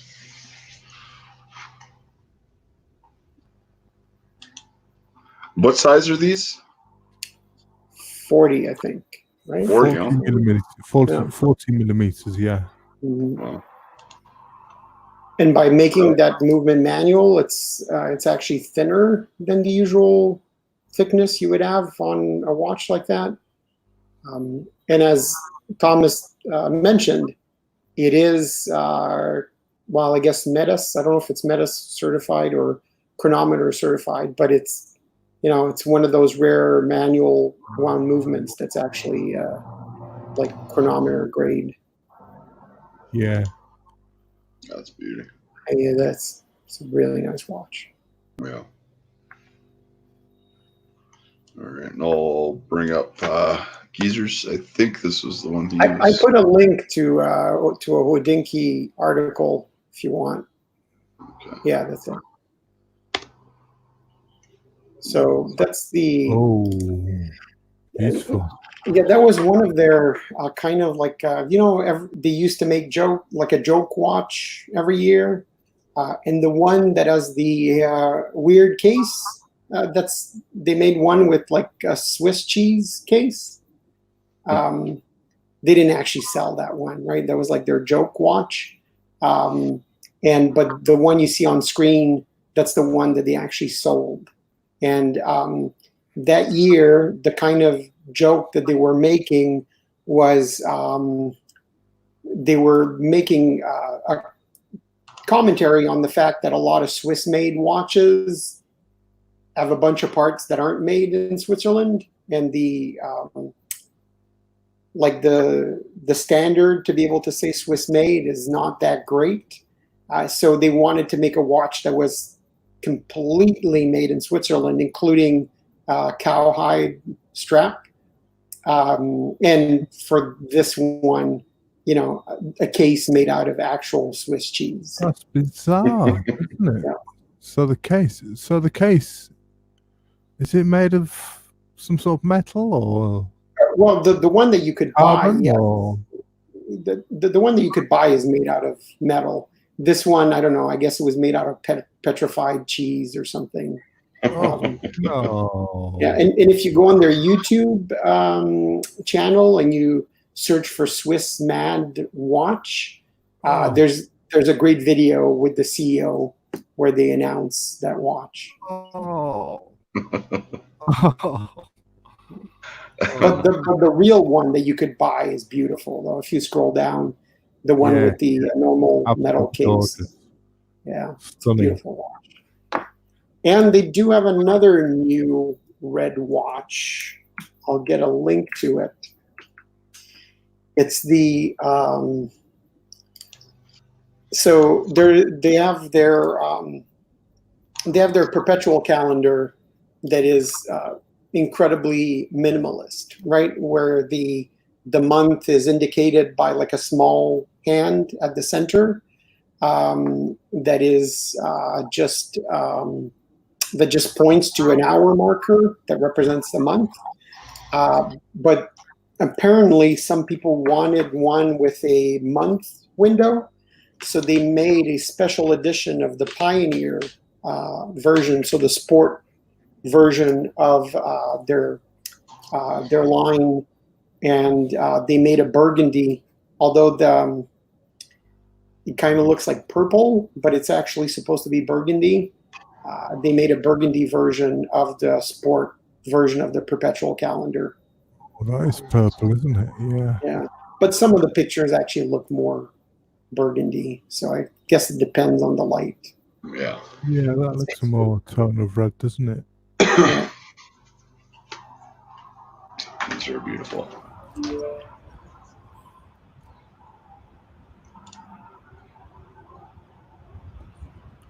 I put another one in the chat a few years ago, which was the one below NS's, the Vacheron Sartorial red. Nice choice.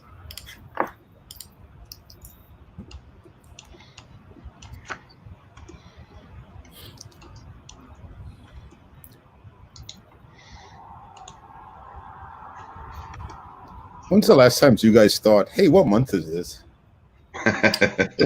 Yeah, every single day. Hey, absolutely. Yeah. No,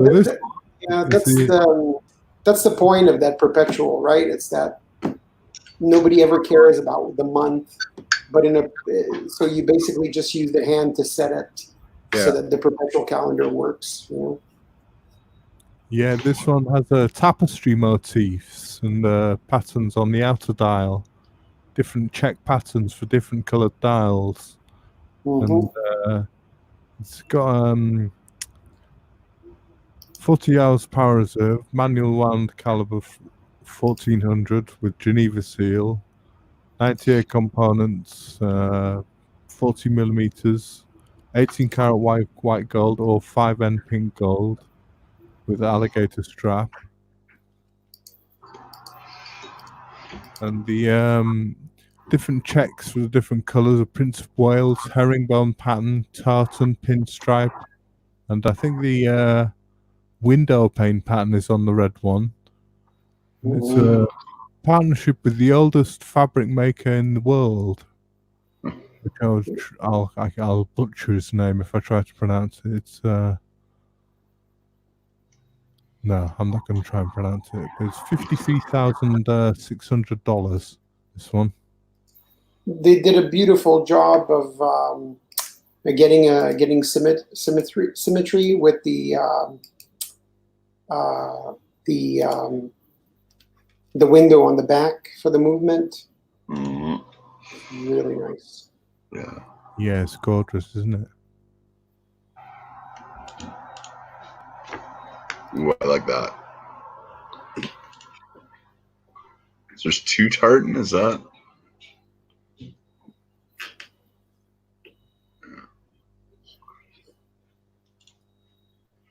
Yeah, that's such a simple, elegant watch, and it's a great choice, Thomas, because that's a watch where the color is all about, the watch is almost secondary, right? The color and the texture is at the forefront. Well, even the dial it's got a nice pattern to it. Each color has a different pattern on the dial. I didn't even notice that at first. Beautiful. Yeah. Wow. Yeah, there's another one in the chat if you want to move on. Oh, that's interesting.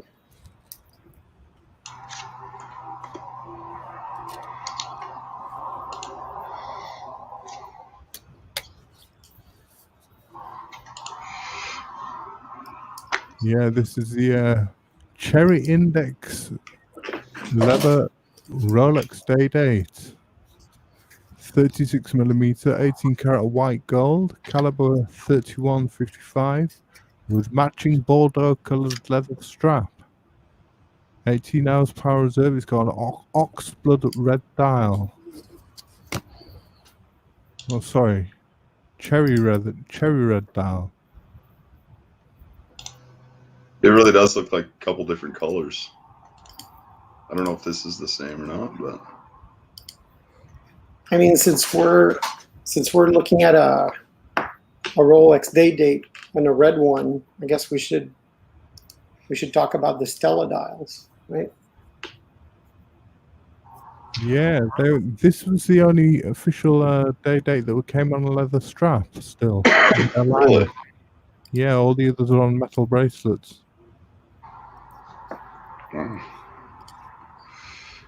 And as some, what were you saying? I put a link on an article on the Stella dials, and so you'll be able to. There's a picture at the top of that page with a bunch of Stella dials. So these were very colorful day dates and date justs. Yeah, I'm not even sure what that is.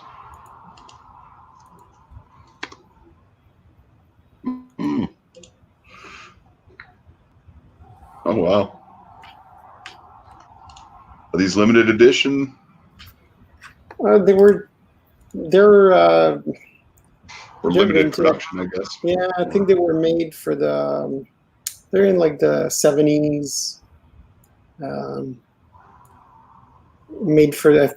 I think they were made for the Middle East. and I think they're enamel dials. Those are fun. Yeah, rare and expensive. Yeah. And hey, Wisconsin watch guy. Oh, geez. I'm missing out on comments here.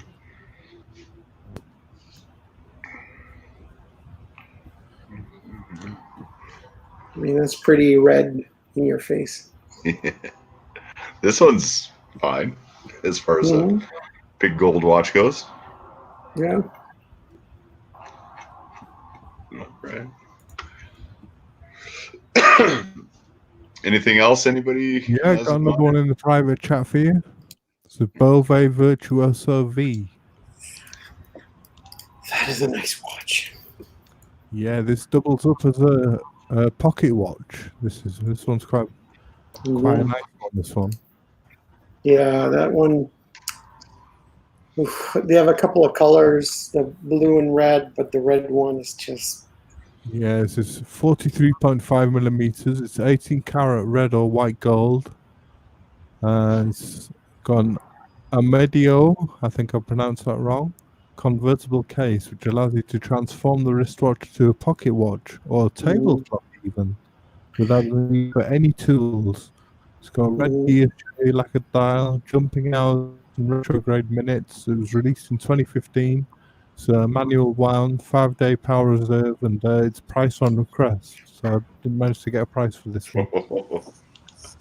Yeah, that watch is amazing, and Beauvais has a whole series with that case, which looks a lot like another one of their case that's like that, except that this one is, as you can see, convertible to a pocket watch. But what's really, really cool about this particular model is if you look at it, if you look at the pictures, it's reversible, right? It's got two faces, and on one face, it looks a lot like a traditional watch, right? So if you go down, you'll see, I think you'll see a picture of the red one too, but here's like you see one face of the red or the blue one has a normal kind of, well, this one is the kind of special side that has the jumping hours and retrograde minutes, but the other side is like a normal small dial at the top, and you can see the movement on the bottom. It's just really, really nice. That's the one you're showing now. That's a bit upscale from that. Yeah. So, yeah, that caption does not go with that picture. It says $25,000 watch. That red one with the sapphire case is not $25,000 watch. So, NS, do you know if do you set both times on both sides of the watch at the same time, or are they independent? Is it like a dual time zone, or are you just setting it and the jumping hour side syncs up with the other side? You know what? To be perfectly honest, I have no idea. I've never thought of that. I assumed that it was the same time on both sides, but that's a good question. I have no idea, because most of the reversible Beauvais you have the same thing on both sides. It's just that they'll have more complication on one side, right? Like one side will have the calendar, the other side is like time only, and you see the movement. I think it's the same thing on both sides. Yeah, remarkable. It's Yeah. I don't know enough about watchmaking to understand how that works, but I assume they're just different. The jumping hours is just a completely different complication that just is built on top of the movement, and you have that on one side, and then the retrograde minutes. Yeah, right. It is. I mean, just the retrograde is it's a complication in and of itself, right? Because you have to jump back And that's what's cool about the, and we don't have to go back to Haute-Lance, but one of the first Haute-Lance that they had, and you can get them for relatively cheap, right? Like 8,000-9,000 US. But one of their first movements is one where it has a retrograde minute, but because the dial is kind of transparent, you see the entire movement for the retrograde minute.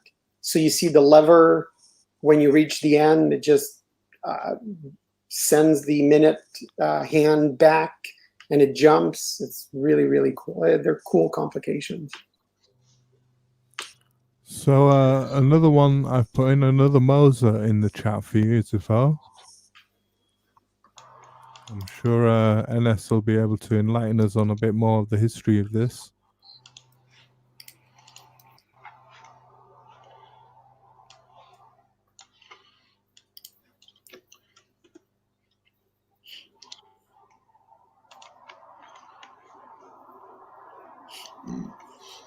Yeah, so this on the oh, it's the wrong one. If you go to the top two pictures, top left, that's it. On the dial, this one has the H. Moser and Company written in the Russian, like it was above the shop in St. Petersburg. Is that correct, NS? Yeah, so one interesting thing about Moser, right, when they started, so back then, right, in the 1800s, you had a bunch of Swiss watchmakers, and Moser was actually an incredibly successful manufacturer that made tons of watches, right? And another such company is Jacques Edreau, right? And a lot of people don't really know a lot about those brands. And the reason is that because the market was so saturated for Swiss watches, Jacques Edreau went and sold a bunch of watches to in China, in Asia, and Moser was extremely successful in Russia. Like they made the watches for the czars and all that stuff, and that's why this actually commemorates their heritage, because a ton of their watches that they made were all sold in Russia. So a lot of pocket watches, a lot of watches, but of course, with the revolution, they, they sort of moved back to Switzerland. But the watches were always made in Switzerland, right? They were made in a factory in Switzerland and then exported to Russia and sold there. So that was to commemorate that part of their heritage. That's very neat. Right.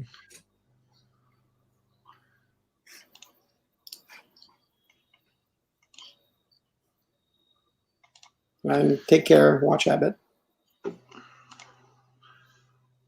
Take it easy, Watch Habit. Yeah, the next one in the chat is the next one in the private chat is the FB John Elegant Red.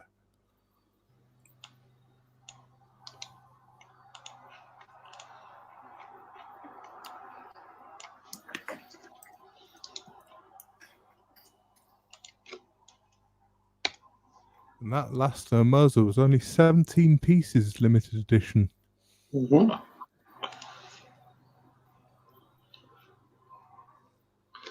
That's a beauty. Yeah, I don't know much about the Elegant. It's the Jean Quartz, isn't it? Yeah, it's a quartz. It stops when you stop using it. Is the hands stop and then they catch up when you pick it up again, don't they? Yeah. So you see on the dial, there's this little open. There's this little hole there. That's like a kind of it's kind of like a sensor. Right? It's a mechanical sensor that will detect movement. So when you move it, right? So let's say you put it on the night table, you take it off at night, it'll just stop. It's like it lost power, but it stops to conserve energy. And then when you put it on and starts moving again, all the hands will spin around, do one rotation until they catch up to the current time. So it always knows what time it is, but when you stop moving, the hands stop to conserve battery power. It's a very cool movement. And what's really cool about this one, it's a quartz movement, but it's Jaun's quartz movement, right? It's not like you got a lot of very high-end brands, right, that make women's watches in quartz, and what's inside is they'll say it's a Swiss quartz movement, but it's always like a very cheap quartz movement, either from Salida or ETA or something. But this is a really good custom movement. Yeah, the loom is amazing, isn't it? It just Yeah. really Yeah. amazing loom on it. Very cool watches. Yeah, the Very next one, I know you're a fan of Chronos, so I'll take you back to Chronos Zippo, which is the Tag Monaco. This is the 1979-1989 limited edition. Yeah, Geezer, you're right, and the movement is it's beautiful when you look at the movement, even though it's a quartz watch, right? Yeah, this is the 39mm. This is a fiery red with sunray finishing. 169 pieces with rhodium plated registers. Launched to celebrate 50 years of the Monaco, being launched in 1969. So this is another celebratory piece. I like that. I've never been a fan of the Monaco. Some of them I don't like the blue. This red one I like. Yeah. Are they all left-hand drive? Seems like it. It's the caliber 11, isn't it? Yeah, I think that red one would be. They have some that are not, but The next one I put in the chat was the actually took over from the in 1974, was brought out originally to take over from the Tag Monaco, which was the Tag Silverstone. This is a 42mm. This is obviously a reissue, but it's been reissued now. And this one's now 5,250 was retail. It was reissued in 2010. But in 74, it was brought out to supersede the Monaco because the Monaco wasn't doing very well. Then they came with these, and then are these still? When did they release them again? 1974, they released this one, the Silverstone, to take over from the Monaco. I have a feeling that these did even worse than the Monaco. Yeah. The way the strap connects to the case, it looks almost ellipse-like. It's the 70s. There's a JLC memo box that's exactly that has that type of strap integration. There's tons of watches that were like that. It's a really weird design. I don't know. Another one was the next in the chat. If you want to move on from there, you obviously don't like these ones. I thought you might like this orange hand. It's a bit up your street. I don't mind it actually. I wasn't knocking it at all. I think it's different. It's cool. It's funky. It's 70s. Yeah. I don't mind it at all. But do you like the reissue or do you like the originals? Like I see the originals, but would you buy a reissue? I wouldn't buy a reissue. No. I haven't bought a reissue of anything, to be honest. Mm. Well, that's a nice Zenith. This is the Zenith Pilot Type 20 red. It's instead of the 45mm, which is normally this is just a 40mm. It's the extra special 250 pieces. Mm-hmm. It's 100-meter water resistant. It's got the Zenith Elite movement in it. It's 50-hour power reserve. That's nice. Oh, and Geezer has a nice suggestion too. The Xiaomi RM1103. I was actually going to bring up the Richard Mille RM3502. RM35-02.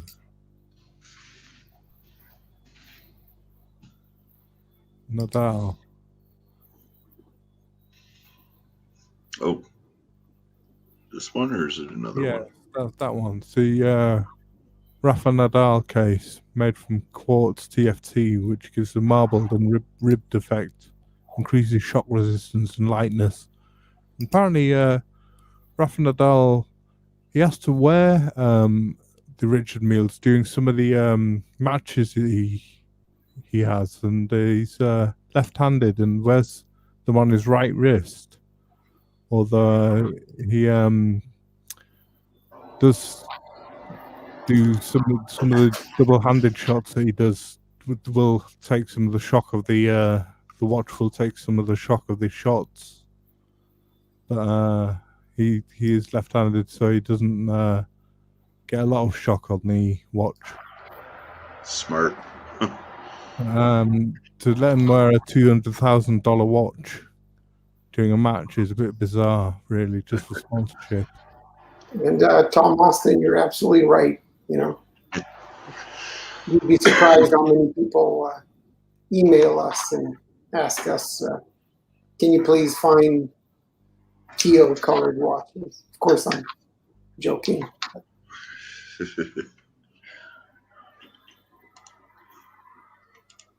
You know, they're nice watches. Yeah. Oh, there you go. Iced out. Is that what they call that? No. What do they call that? I think so. Some people call it like that. A bust down? Is that a? I'm not sure. I'm not cool enough. Yeah, I'm not really down with the kids when it comes to that. I don't think iced out is the term anymore. I think it's been changed. The Richard Mille I really like, but it's not red, is the Bubba Watson. That has that very minimalist. Oh, that white one, wasn't it? Yeah, with the transparent. That's very, very transparent. Bubba Watson. Yeah. I just thought about a watch that's red, but I don't want to mention it. So, Why? because it's what's Frank Mueller, right? Frank Mueller has watches that are red, Oh, but they're horrible.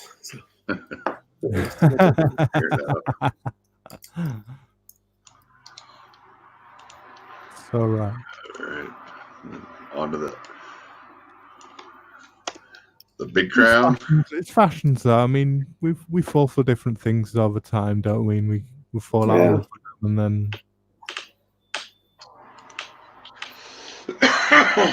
yeah, this is another red one which is very popular at the moment. The Oris Big Crown Pointed 8. I think that's the bronze version, isn't it? Mm-hmm. Is the red only available in bronze? I'm not sure. No. I think they have a steel one too. Yeah. There we go. Yeah, I'm pretty sure the one of the guys from Fratello Watches actually swapped the dial from the green. The green dial is available in bronze, and he took the bronze green dial and he actually swapped it out with the burgundy one. That's what you were looking at. Created his own piece unique. Nice. It's a lot of work for an Oris. No kidding.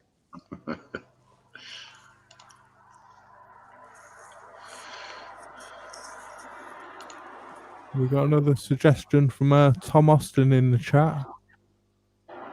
You the Fast Rider. Yeah. Mm-hmm. That's a good one.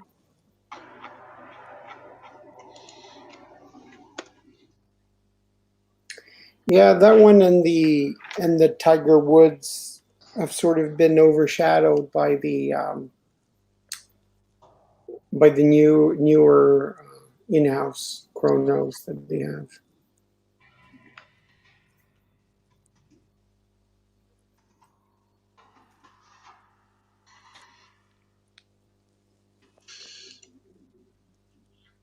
that's cool. Yeah, that's nice, isn't it? That's Yeah. lovely. That is lovely. I like the black one with the accents. When I wonder when did these come out? Did they come out pre coming back to the U.S.? No, 2015. They would have been in the U.S. at that point. Yeah, I like this one myself as well. Yeah, that one's nice. It's a Yeah, cool watch. that's cool. All right. Nice. Well, guys, have we seen enough for today? That's up to you, Zippo. Yeah, I've come to the end of my list. So unless we've got any more suggestions or I'm just any, getting hungry. any you guys got any more? Yeah, no, I think we've done. We've looked at it. We've Yeah. rinsed it out, have we? Yeah, Okay. we'll get ready for the next color. Yeah, for sure. more colors to come. Okay, so Ducati and Tudor are doing a collab. Make note of that. That's cool. We'll add that to the collaboration list. We should find like a really. We should choose like a really hard color. Yeah. Really hard. Yeah, Well, next up, we've got blue, brown, and then we've got white, and we've got gold, and we've got silver, and so we've got plenty more to come. We do. Right on. perfect. Well, thanks everyone. Nice. Yeah, it's been great to see you all, guys. Yeah. Always good to see you in the chat. Mm-hmm. Appreciate you guys coming along. Yeah, always good to see Zippo. Always good to have a good zip show on the go. Mm-hmm. Right on. Nice to see you all well. Yep. Thanks everyone in the chat, and see you next time. Take care, guys. Thanks, guys. Take care, Orange Han. Take care, Ness. Take care, See you Zippo. Sunday. Yeah, see you Sunday. Take care, care. guys.